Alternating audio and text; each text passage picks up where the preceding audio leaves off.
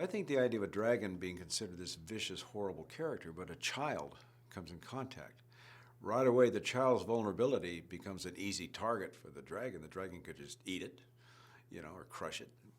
But the fact that it doesn't says that a link between the two was established that had to do with vulnerability, had to do with love.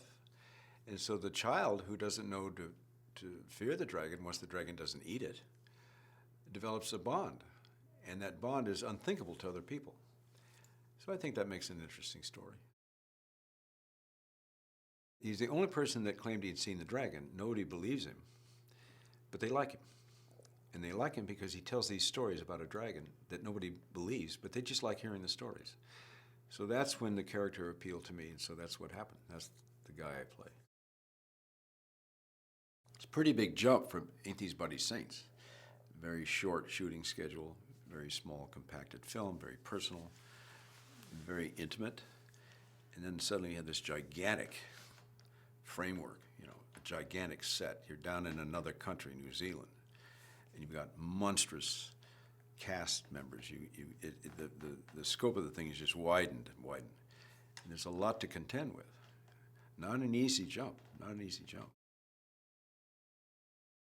I remember Una. Una was easy to work with because there was something about her that made her very sympathetic. You could relate to her. And the fact that she's so malleable, that she would come around so quickly. And of course, I guess the best way to work with kids is to kid them, kind of catch them off guard, surprise them.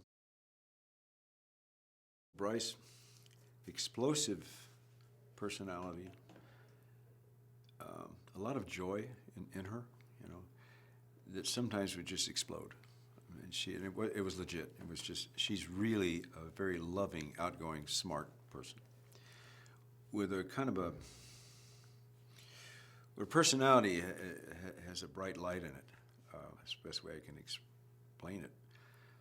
I loved working with her because she's professional. It's always great when you're working with another actor that's professionally minded and where craft is important. That's a very attractive thing to work with. She has that. But basically her joy and enthusiasm are the qualities that stood out the most for me. Very easy to work with. Meacham was a wood carver, and he loved his work. He carved, and he carved really well, and he sold his work. That's why he was a part of the community.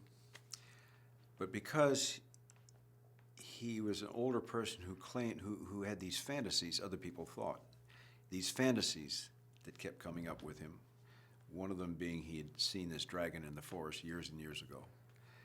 And of course, that was just too outlandish for people to accept. So he was considered kind of eccentric. Not a bad, mean person, but just eccentric and somebody just on the outside of things. From his point of view, he just loved his work, and he believed what he believed, which is he actually saw the dragon. If nobody believed him, that was too bad and fine for them, but it's the way it was. But it wasn't going to change. And when his daughter pleaded with him, "Dad, could you stop telling this story? We just know it wasn't true." And he said, "But it was." So, of course, that paints him as a character who's isolated. He's not an outlaw. He's just isolated because he believes in magic. New Zealand is it's a country with a smile on its face. That's how I came away. I came away with that phrase in my head. It's a country with a smile on its face. The people, I would imagine that New Zealand today is the way America was when I was a little kid, where people were bonded together. There was community work, and there was joy, and there was happiness, and it's a can-do thing, and people were sacrificing together because of the war that was going on. I made it clear that I was really open to the Maori culture. I wanted to kind of investigate it. I wanted to get to know it. They opened up for me. They had a ceremonial experience where they were celebrating my interest, and that took it even further in, and it was such a memorable experience. It'll be part of my overall experience in doing Pete's Dragon, was my ability and the chance that I had to engage with an Aboriginal culture.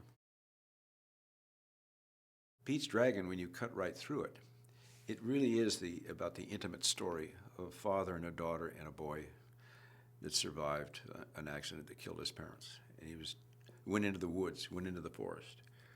And it has a lot of magic, but at its core, it's a very emotional human story.